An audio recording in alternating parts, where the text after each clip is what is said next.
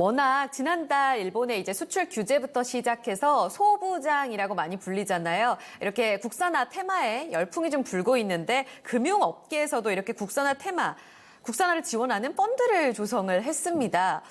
최정호 전문가님, 이 극일 펀드라고 불리는 이 극일 펀드가 과연 국산화 테마의 장기화로도 갈 수 있는 건지 연결고리를 어떻게 찾을 수 있는 건가요?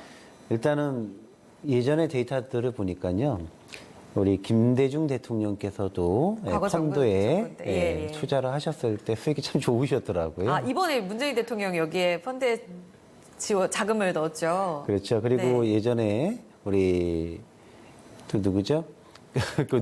노무현 대통령님도 그렇고 또 이명박 대통령님도 그렇고요.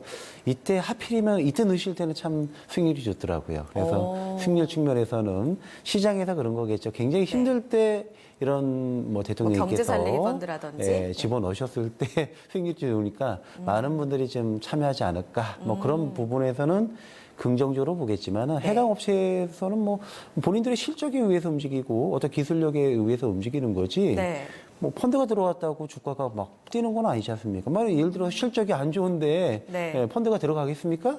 안 들어가겠죠. 당연히 미래의 성장성을 보고 들어갈 수는 있겠지만은 그런 기업들이 일부 국한돼 있다라고 보시는 것이 맞겠고, 그리고 또 한 가지가 오늘 같은 경우에는 동지세미캠이나 서울브레인이나 이런 국에 관련된 소재주나 장비회사들과 관련돼서 아주 그렇게 크게 움직이지 않고 오히려 시장에서는 대형주나 많이 떨어진 종목들 위주로 많이 좀 움직였었죠. 국산화 테마가 좀 조용했죠. 그렇죠. 이제 모든 세력들이 알 만큼 다 알고 지나간 자리에서 지금 지나가면은 뒷북이 하니까 이렇게 생각이 되고 있죠. 오히려 그냥 투자를 하셨다는 거에 대해서 그 일이구나. 그렇다면 이렇게 투자하셨으니까 대통령님들께서 투자하셨을 때가 저점이었구나라고 본다라면 지금이 요즘에 보시면은 펀드에 대한 투자가 굉장히 좀 많이 늘어나고 있고요. 자, 또 한 가지가 요즘에 투신 쪽에서 좀 많이 지금 들어오고 있죠. 펀드 자금들이 물밀듯이 들어오고 있기 때문에 적어도 요즘에 투신들의 흐름을 보시면은 시장에서 사고 있죠. 자, 연기금도 사고 있죠. 연기금들은 2천 아래에서 산다라는 것입니다. 투신도 사고 있죠. 자, 또 한 가지가 제가 계속해서 강조를 드렸던 게 MSCI EM 편출과 관련돼서 시장에서 리스크가 제거된다라면은 그때부터는 크게 외국인들의 매도가 나오지 않기 때문에 올라갈 가능성이 높다라고 얘기하는데 오늘 베이시스도 좋았죠. 그러니까 시장에서 매도가 나올 때가 없습니다.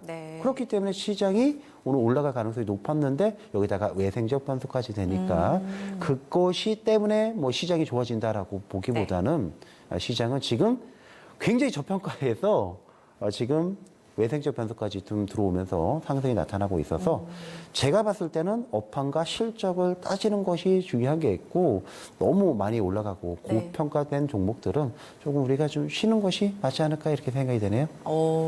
알겠습니다. 그러면 최수정 전문가님은요. 사실 지금 주가는 말씀대로 시들하거든요. 그런데 그래도 여기 후성, 솔브레인 다 이 펀드에 들어갔단 말이에요.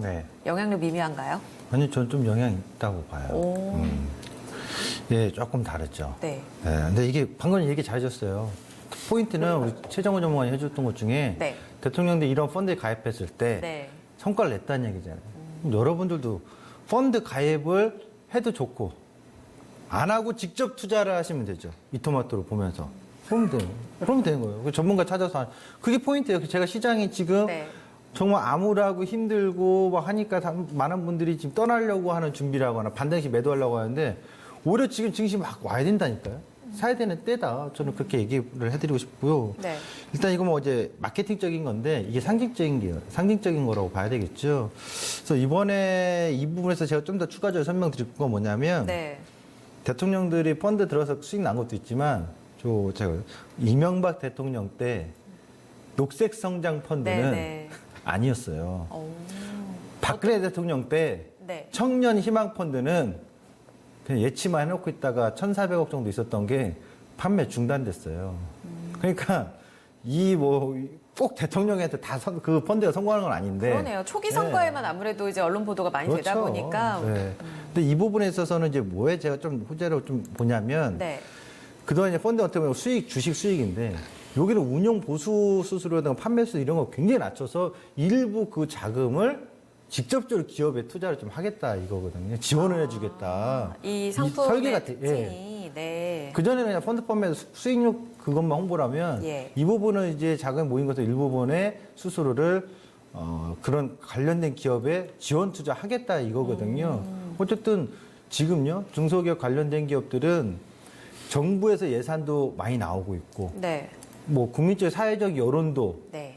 도와주고 있고 그래서 기술 개발에 어떤 관련된 투자 자금에 대해서 충분히 준비가 되고 있다고 봐요. 여기서 이제 모럴 해저드라든가 또는 뭐 경영적으로 먹튀 이런 것만 안 하면 되는데 분명히 이런 상황에서 먹튀하는 또 기업인들이 있을 수도 있습니다. 근데 그걸 뭐 둘째 치더라도 그런 분위기 속에서 네. 제일 중요한 것은 생태계 조성이거든요. 그러니까 다시 말하면 우리나라 그동안 기업들, 중소기업들이 기술이 떨어진 게 아니라 부족한 것도 분명히 있긴 한데 네. 기술 개발하면 뭐하냐. 대기업에서 받아주지 않고 받아주기로 약속까지 해놓고 있다가 오히려 기존의 일본 기업들이 더 싸게 가격을 주니까 경쟁력이 좋다 보니까 네. 밀렸던 거네요. 그렇죠. 뭐 대표적으로 그런 기업이 너무 많아요. 네. 대기업에서 이거 기술 개발하면 국산하면 우리가 써줄게. 그렇게 얘기해놓고 기술 개발 성공하니까 막상 일본에서 그걸 알고 일본 기업들이 경쟁 기업들이 그럼 우리가 제품 한 30, 40% 다운시켜줄게.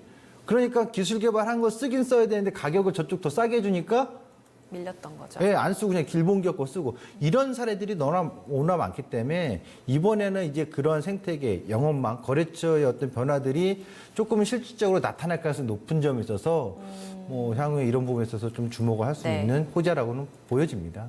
그동안 좀 상황이 달랐었지만 이젠 트렌드적으로 좀 바뀌고 있다는 측면에서 쇠를 볼 수도 있다라는 의견도 함께 나왔습니다.